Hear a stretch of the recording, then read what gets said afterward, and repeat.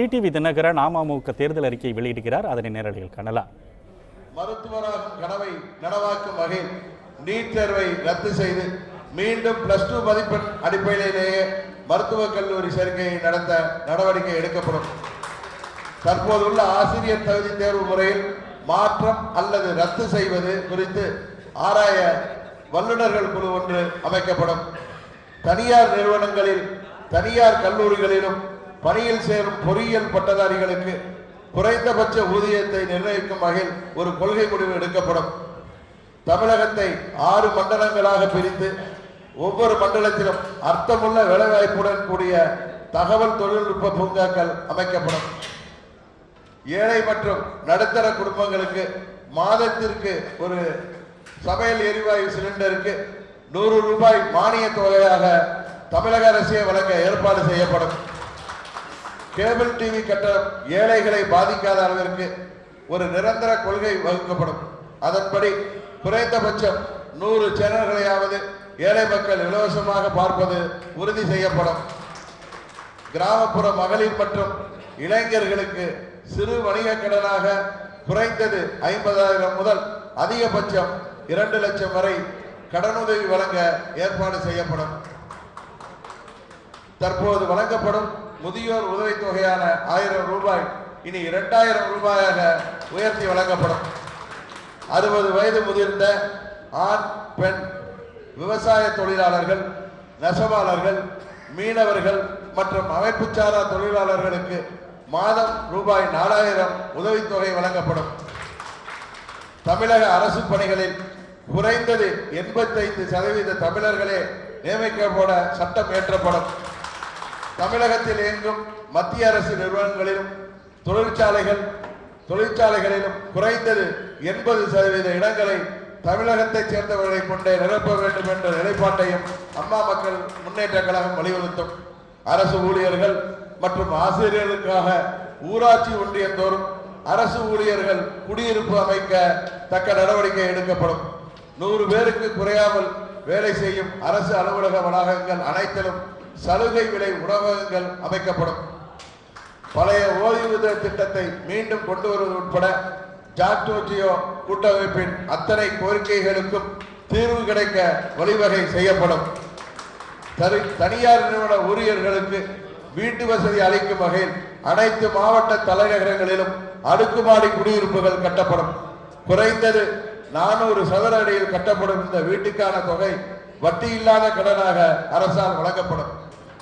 தனியார் நிறுவன ஊழியர்களின் திருமண செலவு குறித்து மனக்கவலையை போக்கும் விதமாக சமமான மாதத்தவணை முறையில் 5 ஆண்டுகளில் திரும்பி செலுத்தும் வகையில் திருமண நிதி உதவியாக 2 லட்சம் ரூபாய் வட்டியில்லா கடனாக வழங்கப்படும்.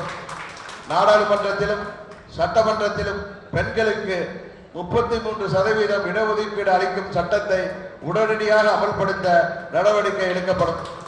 கச்சத்தீவை திரும்ப பெற வேண்டும் என்று 2008ஆம் ஆண்டு உச்ச நீதிமன்றத்தில் வழக்கு தொடுத்தார் நமது இதய தெய்வம் புரட்சி தலைவி அம்மா அவர்கள். அந்த வழக்கை தொடர்ந்து நடத்துவதுடன் மத்திய அரசுக்கும் உரிய அழுத்தங்கள் கொடுத்து கச்சத்தீவை திரும்ப பெற அம்மா மக்கள் முன்னேற்ற கழகம் பாடுபடும்.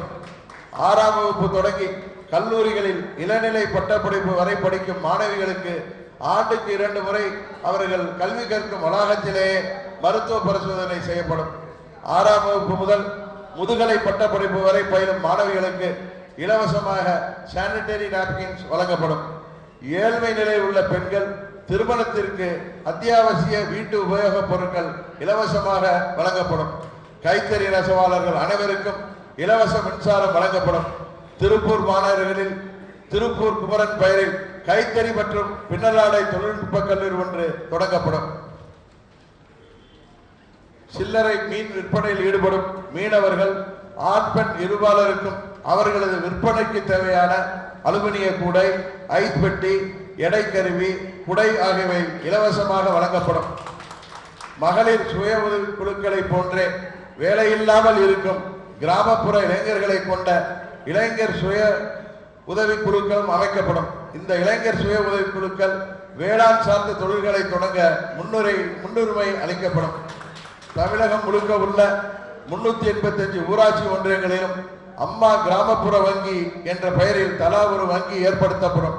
அந்தந்த ஒன்றிய பகுதிக்குட்பட்ட மகளிர் மற்றும் இளைஞர் சுய உதவி குழுக்களுக்கான தொழில் தொடங்க ஆலோசனை, நிதி உதவி, கடன் வசூலிப்பு போன்ற விஷயங்களை இந்த வங்கி கவனிக்கும்.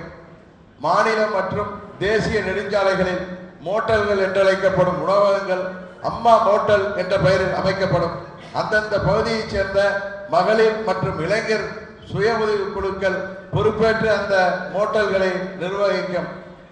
பணிச்சுமையின் காரணமாக காவலர்கள் தற்கொலை செய்து கொள்வது தொடர்கதையாகி வருகிறது. இதற்கு நிரந்தர தீர்வாக மாவட்டம் தோறும் உளவியல் நிபுணர்களை கொண்ட குழு ஒன்றை அமைத்து மன அழுத்தத்தால் பாதிக்கப்படும் காவலர்களுக்கு உரிய மனநல ஆலோசனைகள் வழங்கப்படும்.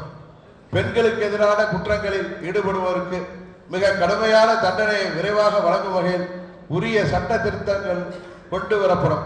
இந்த வழக்குகளை விரைந்து விசாரிக்க போதுமான கூடுதல் நீதிமன்றங்கள் ஏற்படுத்தி தரப்படும்.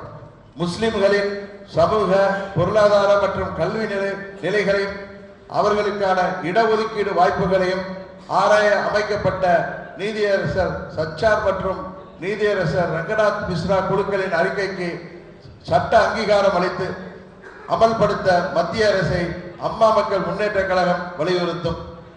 ஆக்கிரமிப்பில் உள்ள சொத்துக்கள் மீட்கப்படும்.